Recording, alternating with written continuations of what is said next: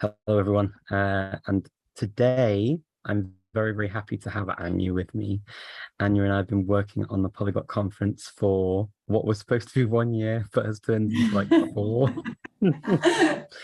Basically, we're now business partners, and we've just been working together on all things Polyglot conference for ages since Japan, which has been a wonderful thing for me. I don't know how Anya feels about that, but I've been very, very happy because it's always a real pleasure to work with Anya and actually the team Zaloa, just such lovely people to work with. And I'm very excited to be going to Mexico very soon for the in-person conference.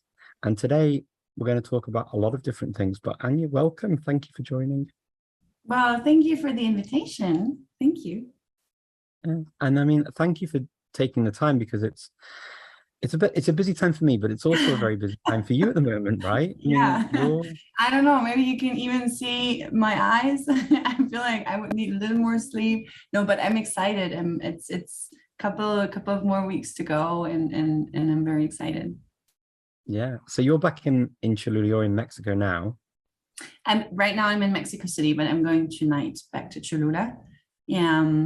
Yeah, because I had a couple of meetings here in Mexico City. One of the important meetings was last week with the Unión Nacional de Traductores Indígenas, which was very inspiring. So it's an organization that exists for almost 30 years. And what they do is they have this union of indigenous translators and translate different documents depending on, sometimes it's for something for the government, and sometimes it's a kid's book or the Bible. They do a lot of things with the Bible as well, translating the Bible into different indigenous languages. Yeah, and they're going to be in Cholula for the Polyglot conference as well. That's so exciting. I mean, this is the thing, not everything is up on the website yet because we've just been waiting for some final confirmations. And I'm very excited that, you've been out there meeting people ahead of the conference, people who are going to come locally, because the idea is this is a platform for many local voices to actually be heard and to reach new and different audiences. So, I mean, with that, and with the sort of the thing that we have in common, which is our love for indigenous, endangered, and vulnerable languages. I mean, you've been championing Nahuatl since you've been in Mexico, I think, really. So what does all this mean to you to be able to be in Mexico and celebrate these wonderful different cultures and languages? So much. there is not even a word to describe that. I think I told you back in 2019, and I remember this moment when I wrote to you and I said, hey, you know what, we should do the next Polyglot conference in Mexico. And you were like, oh yeah, maybe.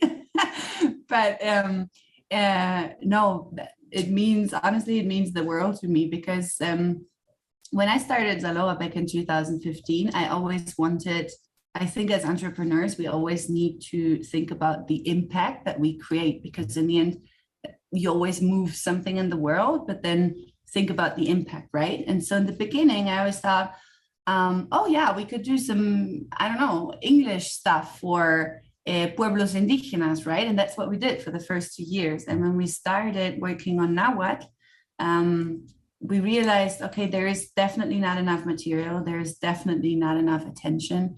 And so now, having not only more and more material coming, but also the attention, and with the attention, again, more material coming, because thanks to the Polyglot conference now, a lot of companies from all over the world reached out and asked for Nahuatl, and they want to integrate Nahuatl. And so all the Nahuatl teachers, they finally, like they can make a living from translating Nahuatl and teaching Nahuatl, and we're creating more and more material with that, learning material, and I think that's awesome. Yeah, I think it is really, really cool that we're getting to do that, and seeing things coming to life as well. It really excites me as well for the conference, for people, and also, I mean, it needs to be something that makes sense for the local community. During this conference, actually, I've had a few conversations with different people, and one of the things struck me, and I've always said that as Westerners, coming to a place like Mexico or almost anywhere in the world, we are privileged in a number of ways. We are sometimes listened to over other voices locally, and whether that should or shouldn't be the case is less of an issue, more that you need to at least acknowledge what the situation actually is and not pretend it doesn't exist. So without commenting on how important or unimportant that is and making any judgments on society in any local community, which I don't want to do, and I don't think it's my place to do that, I do acknowledge that there is something to do with it. I mean, if you as a blonde German and I as a former blonde Brit go over to a place like Mexico, unfortunately, I think, fortunately or unfortunately, we do have a voice and people are interested, particularly if we talk about Nahuatl. And it's a bit crazy because we're not the experts and we're not the voices that have most information, and we're not the people who can speak as eloquently as locals on the topic, but it is the case. And my perception has always been that we can use that to bring people to the front and push them ahead of us and lift them up, to have their voices heard and to really take advantage of that attention we get without any real merit or deservedness. It's just we get it for being foreign. But do you know what struck me the other day, today, I think it was, I had a conversation that one of the other reasons that I've noticed around the world where as a foreigner you do make a difference in a community is that very often people will talk about things that they won't normally talk about in the society they live in with the people they know within their own communities. And I think it's almost like, you know, like in the Catholic Church, you have confession. Yeah. Have you had this in Mexico too? I've had this in the Balkans for sure, with taxi drivers and such people. And they'll talk to me about very different things than they'll talk to my wife or other locals about. And there's almost like in a way to open up that you feel that, okay, this doesn't actually affect any of the relationships in a weird way. So you can almost have an ability to let out some of the frustrations or some of the things that are important to you without the fear of the community judgment. Have you experienced anything? What you mean like is that this is the effect that that foreigners have, or what do you mean? Yeah, that's what I think. That is actually one of the privileges I think we have, that I hadn't really put it together with privilege, but it is a kind of a privilege that we get to talk to locals in a way that other locals don't get to talk to each other. Yeah, I mean, I don't know, because I don't know how they talk to each other. I just realize every time I talk to, because it's quite obvious that I'm just physically, right? It's quite obvious that I'm not Mexican. And so then first thing is they're surprised that I speak Spanish, right? And then second, they're surprised when I ask them in Nahuatl if they speak Nahuatl, right? And then my level is like, you know, an intermediate level. It's not like I can hold a super deep conversation in Nahuatl, but it's enough to at least win their hearts, right? And the reaction that I usually get is that once they trust me, and then they would like ask their whole family to come and to listen to this conversation that we have in Nahuatl. And then instead of talking to one person, I talk to 15 or 20, and then the neighbors come, right? And then everyone comes. And I think this is really cool because with that, they talk more in a very positive way about their language. And we have so much fun, like wherever I go and wherever I practice Nahuatl. And once I win their, like once I gain the trust, then it's really, we have so much fun. And I think this is an experience, at least from what they told me from history, right? That they hadn't had in history, because in history it was, well, very strict. Even in schools, you weren't allowed to speak any indigenous language. And we're talking about not even 100 years ago, right? We're talking about maybe our grandparents' generation. Yeah. And so having fun in that language in such a natural way, and then they explain me things, and then they show me how to make tortillas, and then I do it wrong, and then they laugh at me, right? Yeah. And I think that's I think the very special thing, and an advantage that I get here being a foreigner is that it maybe the experience is a little bit exotic, right? And that's it. I think that's it. I think it's the breaking of a cycle, a tradition of a break. Almost you break through the culture because certain things are not expected of you as a foreigner, and certain things they feel are not expected of them in the same way as with their own country folk. And this is where I think we also have an additional privilege as foreigners. And what you've described feels very similar to my experiences in a number of places. I mean, this isn't true everywhere in the world, of course, but I did have a feeling in Mexico that I did get quite a lot of people opening up in a really nice way.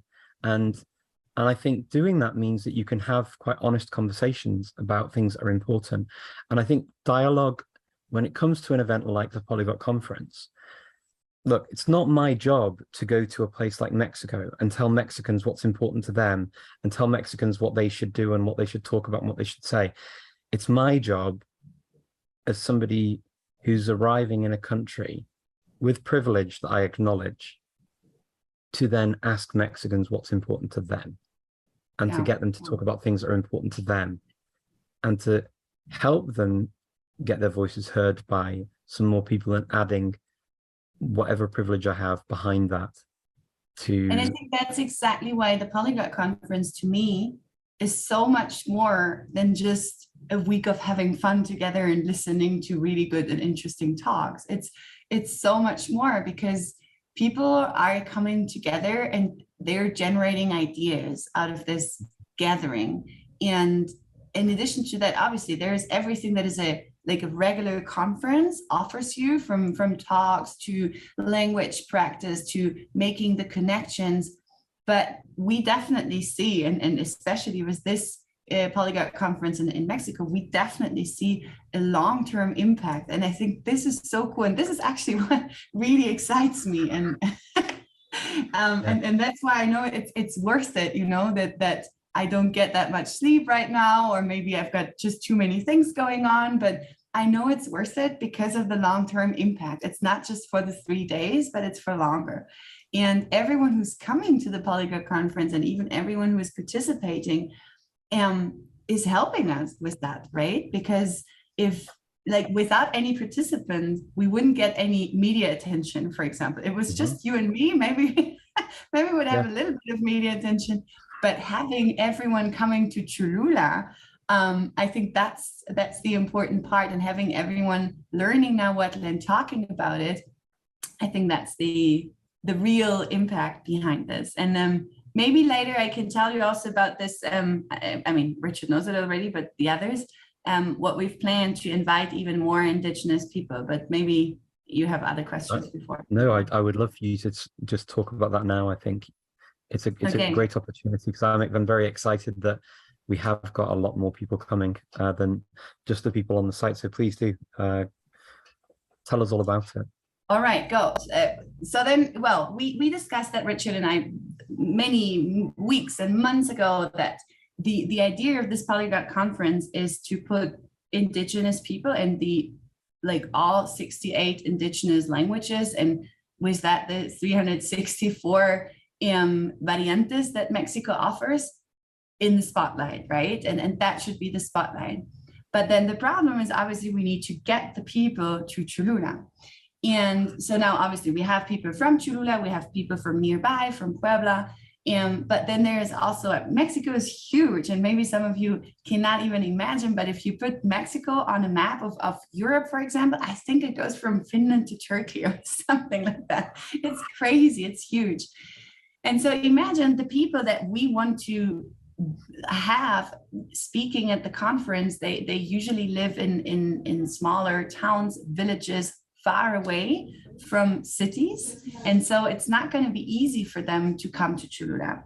Now, we invited them and they felt obviously honored also to talk about the language. I think no one ever had asked them before to speak somewhere in public, and where they would record a video and put it on YouTube afterwards and in front of an international audience, right, to speak about the language. So they felt honored, but then the problem is it's far away. They come from very far away, and they're willing to come to Cholula and to be for 5, 6, 7 hours on the bus, but the bus is expensive. Well, it might not be expensive for you guys, but for them, definitely it is. And so they can't really afford it. And then obviously also in terms of accommodation in Cholula, they can't really afford it. And now the Polyglot Conference is always, well, helping with everything, but the budget, because the Polyglot Conference doesn't have the aim to make any, what's the word? Fines sin lucro. How do you say that in English? Yeah, it's not to make a huge profit. You can just say. Exactly. Yeah, that's not the idea. It's it's a non-profit. It works. That was what I was looking for. Thank you, Richard. It's non-profit oriented. So that's not really where we can get the money from, but I know that we can get it from the community. So what we started now is a landing page where people can make donations. And we calculate on average that to get one person from the village to Cholula to talk about their indigenous language would cost around $50, 1,000 pesos. And so we asked for donations, and with more donations, we can invite even more people.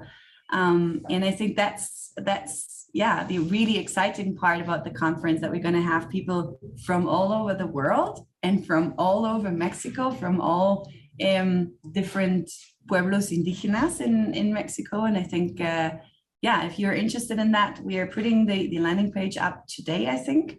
But you can just send us a message to Zaloa, and I know that the marketing team is working on it right now, and we should have it ready today, I think. Yeah, I'm very excited for that. Thank you for that. I mean, we do use money that we have for the conference that's over to support as much as we possibly can. But I think just to highlight that there are always additional costs and things that we'd like to be able to do, and things cost money, right? I mean, getting everything recorded so that we can actually have the voices heard is not a cheap thing to invest in. And of course, venues, and then we have been able to use some accommodation that we've been able to buy as well for some speakers, indigenous speakers. But yeah, we need a little bit of extra help to get some more of these people in. So if you can give, even if you're not going to be physically in Mexico, it would be very, very kind if you were able to do that. And we'll see what we can do. We want to make it the nicest, best conference we can, and also make sure that we do the right thing by local people. And the cool thing is that those who donate, they can really also, even though they can't come to Cholula, but they can also see the impact weeks after when we put the videos on YouTube. And I think that's already really exciting, right? To have that and to see that even though you can't be there physically, you can still make an impact.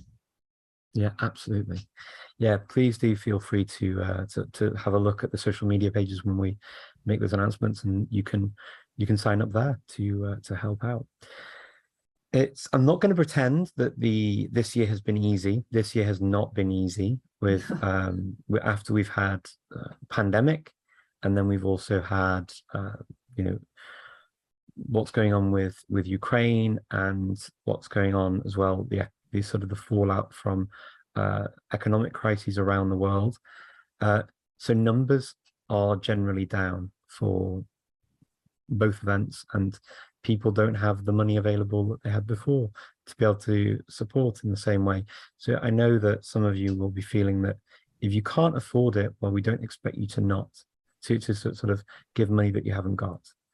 That's not in the spirit of the conference, and it's not in the spirit of who I am as a person. I would want you to be able to give freely if you felt you were able to do so. Otherwise, I wouldn't offer free tickets for this event, and try to help out as much as I can for the in-person event when I hear of somebody locally or is traveling who can't afford to contribute to meet the other costs other than the physical, like food, drinks, and whatever else that's on the actual venue. So we do our best to try and balance things, and yeah, I appreciate all of Zaloa and the team and what you've been doing to help make all of this as manageable as possible. So thank you, Anya, for that. Yeah, I appreciate the team as well, because without the team, that's interesting, right? Because we really have this year a very strong team behind the Polyglot Conference, and everyone is extremely excited. And I mean, we have Nayeli, and Nayeli is one of the first people who would always share her experience about Mexico, and she always wants everyone to fall in love with Mexico. And I think at least with me it worked. I think with you too, Richard, right? When you were here. Yeah. Mexico is. So there is a risk for those of you coming to Cholula. There is a risk that you might fall in love, and that you might want to stay longer, or that you might want to come back, or that you might want to move to Mexico. Listen, my plan was back in 2014 to stay for 6 months. Yeah, it's been 8 years. So happens, right? Well, exactly. I mean, I know already of at least one person who's not coming just for the conference, but also going to stay for like 2 months now already. So it's already happening before some people have even arrived. And yes, it's a very, very nice and easy place to live in. People are super sweet, very friendly. Cholula is actually just lovely. I can really understand why you stayed there for so long and made it your home. It was very obvious to me from the moment I was there and spent the time with you at the school and started looking at what we could do and actually work with local people to make this a really good event and cool event for everyone. And the one thing I will say about Cholula that I don't think I experienced in the same way as I did in other places is the amount of locals who are just really involved in the idea and really liked the idea of the conference.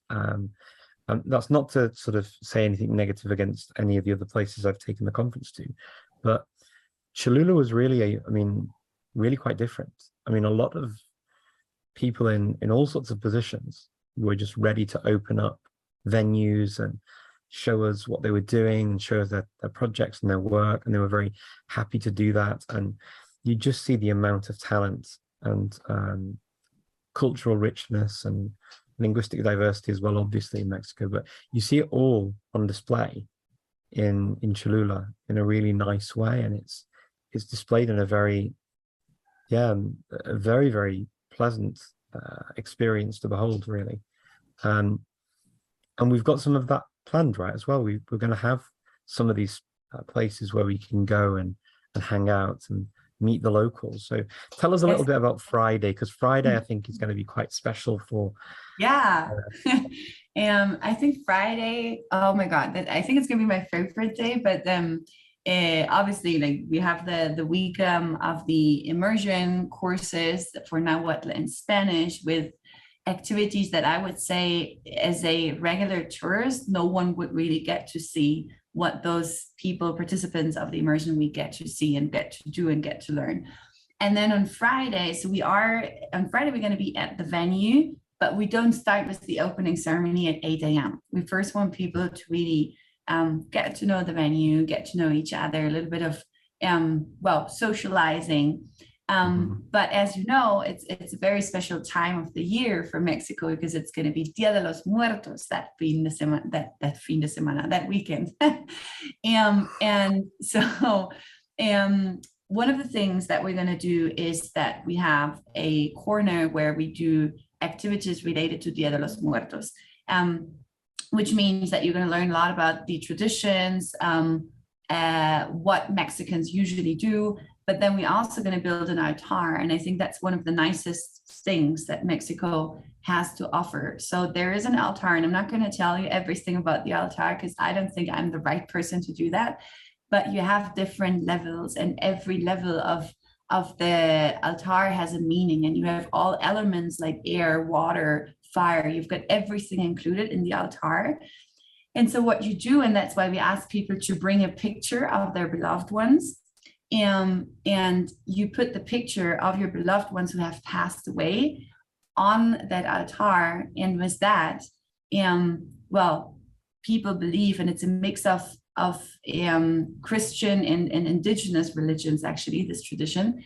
And people believe that the souls of those who have passed away are coming to this altar to celebrate. So basically what we do is we celebrate the lives of those who are not anymore with us. And I think that's one of the most beautiful things to do.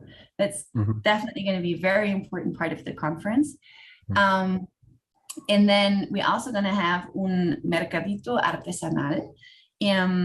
We invited some artisans to show us what they do, to show us their work, so that you can also purchase directly from them. Because you're going to purchase anyway something from Mexico, like a souvenir, like something small, but don't do it at the airport, because we offer you the opportunity to get it directly from the artisans. So from their hands to your hands. I think that's one of the most beautiful ways to value also their work, right, of the artisans.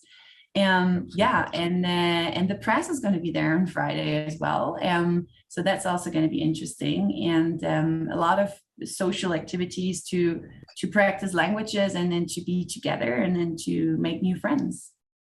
Yeah, it's going to be really, really special. I think, seeing all these people, getting to talk to local people, getting to interact, obviously getting to know the venue is one thing, but all of this extra stuff of really getting into the culture and actually having time with people who are from the place itself.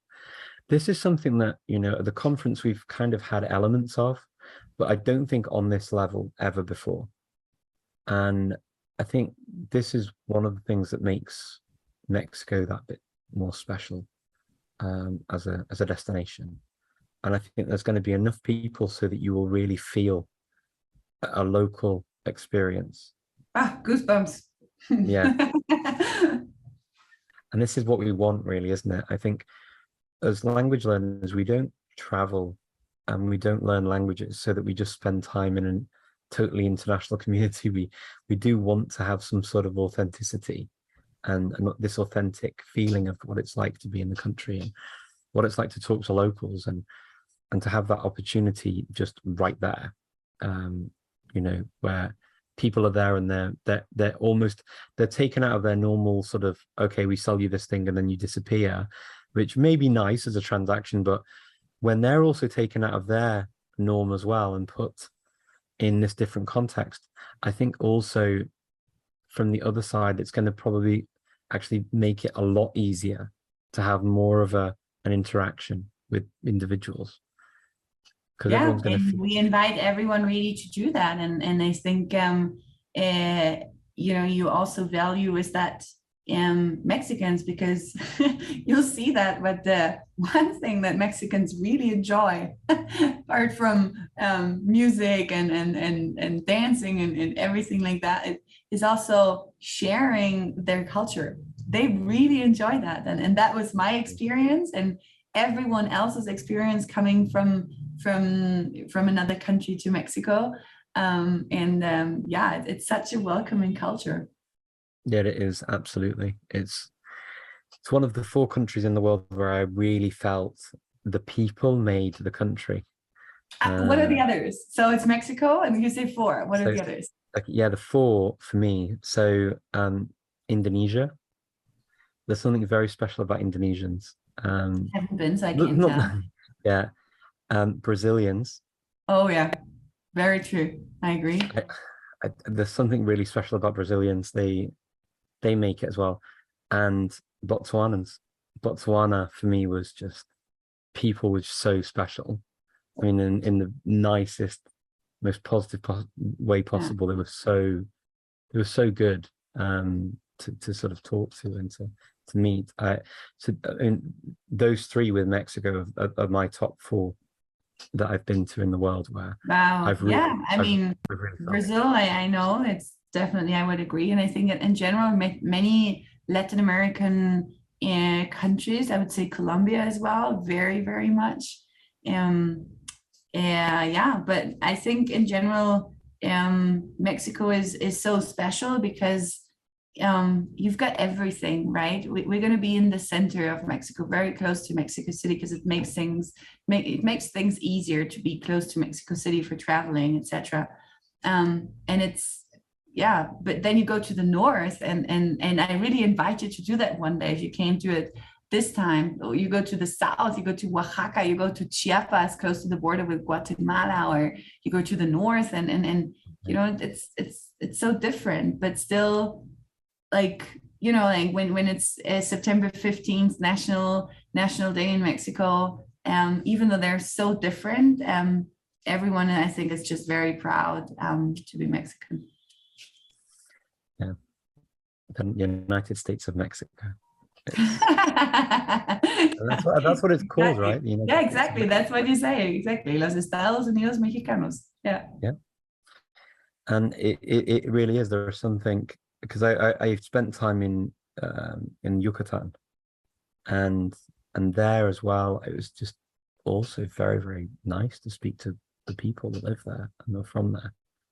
And so again, really, really welcoming, really nice. And so, I mean, getting there actually, because some people, when they say, you know, you hear about Mexico and they worry about Mexico, and they hear these stories and things. And obviously, like any other country, we always say, make sure you've got your travel insurance, make sure you've got, you take the necessary precautions and preparations for a trip. It's an international trip if you're coming from a different country.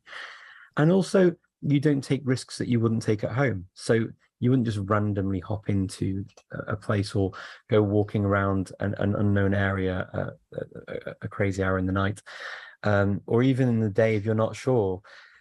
Taking risks, I think, is something that we need to behave like we are at home. And if you know, if we don't know something, we don't know something, so we're more cautious.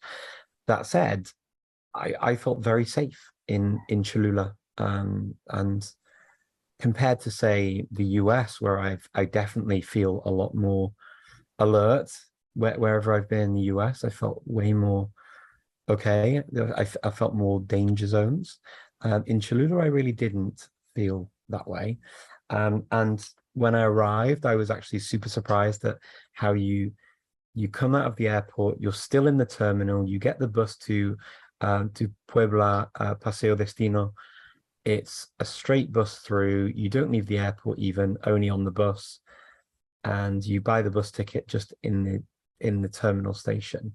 And oh yeah, and make sure that when you go from Mexico City to Puebla, and they ask you which seat do you want, make sure to choose one on the right side, especially traveling during the day, because then you see the volcanoes. Make sure to choose a seat on the right side. Okay, very good tip. So yeah, sitting on the right side of the bus to see the volcano. Yeah, exactly. Because that way, like, once, like, out of the city of Mexico City, once you're between Mexico City and closer to Puebla, you see the volcano. So we have the Popocatépetl, which is the active volcano, and then we have Iztaccíhuatl, which is right next to it, which looks more like a mountain, but it's actually a volcano as well. And seeing those two together on the bus room, you see them for like half an hour, because you drive around them almost, and then it's something else seeing that, especially if you travel during the day, right side from Mexico City to Puebla on the bus. Absolutely.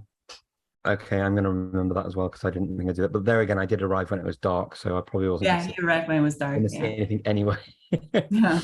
But but then once you come very close to Puebla, then you already see the pyramid. And I think that's important, because people sometimes don't realize it's a pyramid. So in Cholula, we've got the biggest pyramid in the world, but it's covered by a church on top. So what you will see is the lights of the church, which looks like on top of a hill, but this hill is actually a pyramid. So yeah, you'll see that as well. And I think this is also something that really makes you feel like, oh, I see this pyramid. Yeah, it's a nice city to explore as well, Cholula. But when you arrive into Puebla, I was surprised, you know, just how easy it is. There was Wi-Fi everywhere. It was well lit at Puebla, Paseo Destino station. getting on the bus was and was no problem. Getting off the bus was no problem, and then calling an Uber to get to where I was staying in Cholula as well. Not really particularly complicated. Surprisingly, I was expecting it to be a lot more complicated, but it wasn't, and I'm very glad about that. If anyone is particularly nervous or arriving at a time, you're always welcome to send us a message, and we can see if someone can meet you off the bus in Puebla. There's always an option to be able to do that. So what we want people to do is to come and to feel welcome, safe, confident about the travel. As far as we can do that, we will help to make that possible and make you feel as comfortable as we possibly can. So so please do reach out if you're in that position, and we'd be happy to hear from you. We may even find that there are lots of people traveling on the same flights and things, so you never know. You could end up getting on buses from the airport to Puebla, and you'll end up having a polyglot party on board. Could be, yeah, that's true. Could be, for sure. Yeah, and the same for when you leave. Same thing. There may be people that you meet at the conference who are going to be getting on the same bus. So so yeah, keep that in mind. Now, Anya, the conference is coming. I've just seen some nice agreements actually with people in Mexico being absolutely lovely, and that's why I live there. Brian says that's why they live in Mexico, because it's such a nice place, and I can totally get that. Are there any other things about Cholula or Mexico you think you want to highlight when people arrive that I've missed? Well, we talked about how to get to Cholula. One thing maybe, if you spend your, I don't know, a couple of days before in Mexico City, before coming to Cholula, there is different bus stations. And if you travel from Mexico City to Puebla, I would always recommend you to take the E-bus. It's E and bus, E-bus. Because it leaves from the city center of Mexico City, there is like different different pickup points. That would be a recommendation. And then when being in Cholula, make sure maybe to download your Uber app before. There's also Didi. I think Didi is Latin American. I don't know. I don't think it exists in other countries. It's another it's a competitor of Uber. So make sure you download that before, because you will need it. And then, I mean, you can always also take a cab, a taxi, but I would always recommend Uber. It's just more convenient and really safe. So I think that's the most important. And then depending on what you want to do after the conference, as you know, it's Dia de los Muertos.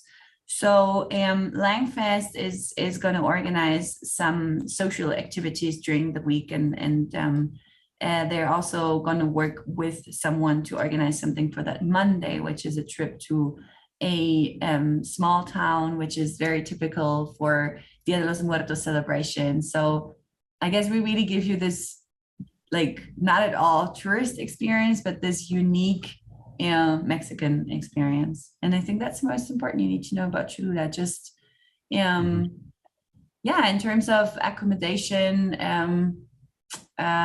you find everything online, and we're looking forward to seeing you here. Yeah, if you haven't booked yet at the hotel where we're going to have the event, you can always look on booking.com, or you can go to Airbnb and see what's available as well. There may be other sites also, but obviously they're the two big ones that they definitely have things on still. Oh, one more thing maybe in terms of Cholula. If you come to Cholula, I think it would be important to check the weather, but it's usually it changes a lot between day and night. So during the day you might have 25 degrees Celsius. I'm sorry, I don't know the Fahrenheit. It's 25 degrees Celsius. And then at nighttime, it can get pretty chilly. So make sure that you have enough warm clothes with you, and then maybe also bring in an umbrella, or you might want to buy one in Cholula, because it's still the end of the rainy season, so you never know. Hopefully we're not going to have a lot of rain, but you never know, right? Because it's still the end of the rainy season. Yeah, good advice so that we don't get wet. Of course, if you're from the United Kingdom, you're not going to worry about getting a bit wet, because that's just what we like. And we count that as a free shower. So. Very true. Okay, yeah. Thanks for the reminder. We do get we have got a couple of messages in the chat and the Q&A section. One about Popoloca, an endangered language that Brian said gone to Metzontla in Los Reyes for a few years. A few years ago. And they spent a day there, and they're into the whole pottery and things like that. But they were asking about people who spoke that language. Apparently, there were maybe like my granddad knows some words. And Brian says, if you find anybody who's a living speaker who would want to come, I'd be very, very happy to help sponsor that trip. So just to keep that on your radar if you're talking to anybody and you come across speakers of that language. Thank you for this. I think that was a very important comment. Popoloca. Yeah, and it has also something to do with Nahuatl. I guess it's like una variante del Nahuatl, el Popoloca. Like it sounds a little bit like this to me, just from the name of the language. Interesting. Okay. Thank you, Dan. And then there is a comment from Olga. Oh, Olga. Yeah, I know, she's so sweet. Olga, you're so good. Hi, Olga. I hope you're doing great.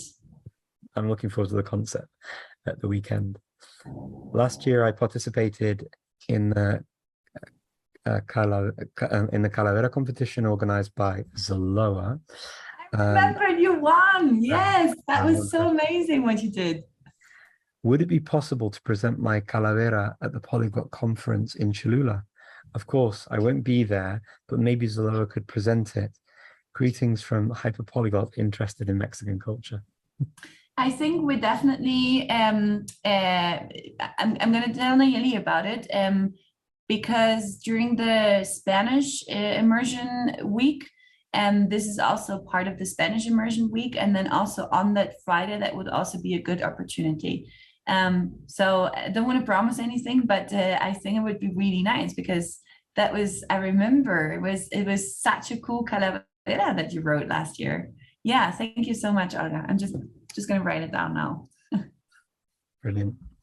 So, yeah, I mean, I'm happy to take any other questions as well from the audience. So if you have any questions that you'd like to ask, whether it's related to the conference, Mexico, Cholula, Anya herself, and anything you want to ask Anya, then feel free to do that. Anya is a person of many talents, and has so much knowledge and experience that every time we spend time together, I always learn something. I probably forget a lot of what she says because my brain forgets things. No, but likewise. But I do listen quite attentively to what she has to say, and some really great things. That, you know, the NFT discussions that we had in Berlin, I was like, wow, I have no idea what's going on. Wow. And what does that have to do with languages and culture, right? Well, a lot. Yeah. I'm really into everything related to tech, and yeah, that's important to me too. And obviously, she's built up this successful company and teaching languages as well to lots and lots of people around the world, and not just one language, but many languages, and has also learned with much success a number of languages. So, you know, if you have any questions about anything like that, I'm sure Anya is very happy to talk about those things. I always just take advantage of the fact that she's great with Mexico, and she's been absolutely wonderful in helping to organize the conference there over the past 3 years. Yeah, and I think that's also, like, who would have thought that, right? I remember, as I said, 2019 when I first reached out to you to talk to you about Mexico. And then, you know, it's still, everything was top secret. And those who know me in person, I know that I really like to, every positive message in the world, I like to share it with everyone. So not being able to share this and especially in Fukuoka, when we were in Japan, and everyone coming to me and saying like, oh, what do you think where the Polyglot conference is going to be? I've heard it might be in Peru or you know. And then I had a friend, Sarah, she's also going to come to Cholula this year, and she said, oh, how cool would that be in Latin America for you, Anya, right? How cool would that be? Yeah, no, Very good at keeping it a secret, because this is the one thing that I actually really enjoy is people not knowing where it's going to be the following year. And of course, we've not been able to have that kind of reveal for the last few years. So this is going to be the first time in Mexico that we're going to be able to have a reveal again, where the conference will be in 20. Any guesses? Have you heard anything from people? Are there have any crazy guesses? I've had some wishes sent through, like where people wish it will be, but no real guesses yet. Well, I remember the guesses from 2019, and I was there, you know. And I sometimes really, when we were outside talking with like a bunch of people, a group of people, and everyone was guessing, and I had to leave because I couldn't hold it. I was like, okay, I have to go to the bathroom. Bye. I just couldn't be there with them listening to it. No, because you'd end up either confirming or denying something, and then be like, oh, you know. Yeah, and I mean, with you, right? I mean, with you, everyone knows that you're not going to tell, but with me, they didn't know that I knew, you know. Yeah, of course they didn't. Yeah. But the reactions are always really cool when you sort of release something. I think it's how you know, sort of mention where it's going to be, and it has to feel right. I mean, this is one of the things. The destination needs to feel right, and if I don't believe in it and I don't buy into it, then how on earth do I tell other people and sell the idea as something I really believe in? So I have to really believe in it myself. And Mexico, to be honest, it was a really easy thing for me to buy into, because and rightly so, because when I went to Cholula, I was like, this is absolutely the place for the conference. It was such a good place to have. It really is such a good place to have a conference. And yeah, I think it's one of the best places in the world to have a conference, because it's walking distance. It's very close to Mexico City, very international airport. It's, you know, it combines international life with indigenous life. It's so authentic, and yeah, it is absolutely wonderful. I think we're going to have a great time. We're going to have lots of great memories, and we've got some nice surprises as well for you during the time to really make it quite special. So I think we're going to have a really good sort of coming back together in person again after such a long pause. And I felt that at the Polyglot gathering in Warsaw, in Terezin. I really felt it. You know, going there, you know, like the conference, numbers are down. I mean, it's normal, but it wasn't really that big a deal, because it was really special just having people around and getting to see each other and breaking bread and enjoying each other's company again. I do always get a question. I'm going to ask you now to see what the current situation is. Are people wearing masks and things in Mexico? Are you supposed to wear a mask in Cholula at the conference? On public transport, definitely. So I think that's a very important question. Thank you. So taking the bus from Mexico City to Puebla, you definitely have to wear a mask.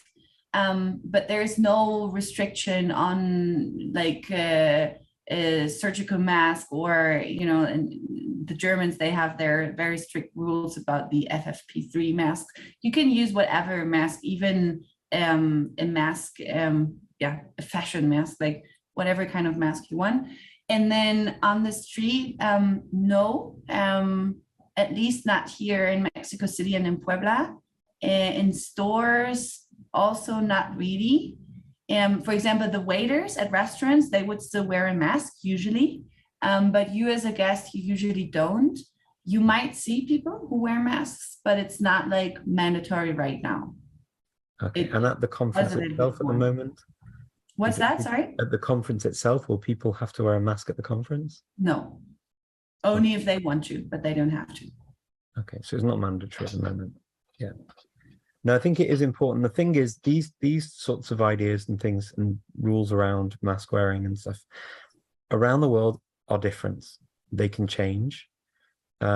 Sometimes very quickly they can change. You know, and it is particularly odd when you've gone from one country where rules are either really relaxed or really strict still, and then you go to another country where it's the opposite or somewhere in between. It can be a bit of a shock. So, I mean, okay, the bus ride is one thing, and then literally at the conference itself, we don't have to worry so much at the moment. Yeah, usually transportation, the bus ride, also the Uber also requires it. The other day I had a sandwich and the Uber was like, well, if you don't want to use your mask, that's fine for me. And so that I could eat in the Uber, right? But usually even the app asks you before confirming the ride, they ask you, are you wearing a mask? And then you have to click yes, and then you confirm. Okay, so that's really, really good to know that kind of stuff. The Uber that you take from Puebla to Cholula is only about 15 minutes or so. It's not far from the from Paseo de It's around 100 pesos, so $5 or euros, and it's about the same right now, I think. I don't know. Exactly. So it's not, we're not talking about great expense after you've paid for a trip to Mexico, and we're not talking about a great length of time in an Uber to be wearing a mask if you don't feel comfortable wearing a mask. So it's good to be aware of all of this ahead of time. It definitely will help people be prepared, and so I hope that helps you so that you're ready for your trip to Mexico if you're going to be joining us. And if you're not, what we will do is we'll record the presentations and we will release them first to the global attendees. So you will see them before anyone else in the Saturn Theatre. They will not be released to the public before you've had a chance to see them. It's just a special thing to everyone here. So I think from my side, I've covered the things that I needed to ask you and to talk about. I'm just checking the questions here. Someone is suggesting connections with universities for funding or foundations, or even Carlos Slim. Well, if you have Carlos Slim phone number, feel free to send it to me if you like. No, just kidding. I'm sorry, but no, thank you very much for the comment. If you have any contacts, my experience with universities is that it takes very long for them to for any kind of decision in the end, so we might not have that time, but if you have any direct contacts, please, Sonia, feel free to share the contact with me. And then Brian says about Templo San Francisco Acatepec. Yeah, well worth a visit for sure. I'm not sure if we have time for this year, but definitely I agree. And then what languages do you want to learn? So my plan with indigenous languages kind of destroyed the plan for other languages I had for the past year. So the past years I focused more on Nahuatl, but this year I still haven't confirmed that 100%, but I think I'm going to go to Israel and I'm going to start learning Hebrew this year, but I still haven't confirmed that. So yeah, but that's the idea. Hebrew is very interesting to me. Yeah, Hebrew is an interesting language. Okay. Oh, the last comment, a very easy question. In which place will the Polyglot Conference in Cholula going to be? In one auditorium? No, because we wanted a bigger venue because we're going to have different rooms at the venue. So if you know Cholula, the venue is called Posada Señorial. It's right like 10 minutes walking distance from the pyramid. It's right in between San Andres Cholula and San Pedro Cholula. Very easy to get there. This is also where the hotel is going to be. The hotel is part of the venue. Make sure if you book an Airbnb, I would always recommend to book something that is walking distance to that venue. So look up Posada Señorial, and check the distance. Absolutely. Thank you so much. Thank you for your time, Anya. I know you're busy, and I appreciate you taking the time from all of the organizing and meetings in preparation for Cholula to share information about Cholula and the conference there. Really nice to see you. And yeah, likewise. And I see you in a week here in Mexico, Richard. I can't believe it. Next Oh week. my gosh, yeah. It's crazy, After isn't it? so many years. Really Very looking much looking forward to it. Yeah.